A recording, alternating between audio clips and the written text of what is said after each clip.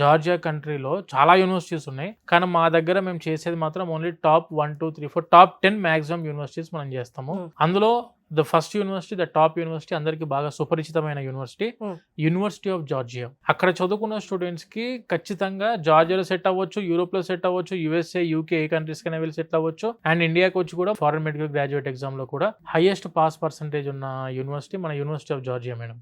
And when coming to second university వచ్చేసరికి Ken Walker international university. Ken Walker international university purely follows US medical doctor curriculum. ఇక్కడ చదువుకుంటున్న students directly it was tie up with Emory university in Georgia, Atlanta.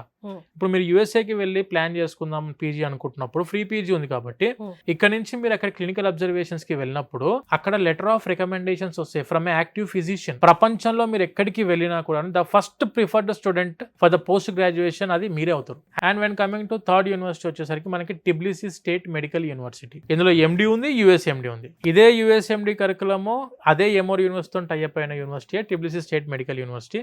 ఎండి అంటే normal MBBS, అది మీరు ఎందులో join అయినా కూడా మంచిదే. కానీ Tbilisi state medical university is one of the top university in Georgia. And మన యాక్ట్రెస్ సాయి పల్లవి గారు చదువుకుంది కూడా అదే university. And when coming to Akaki Tsereteli state university. Akaki Tsereteli state university వచ్చేసరికి మనకు జార్జియాలో one of the old university.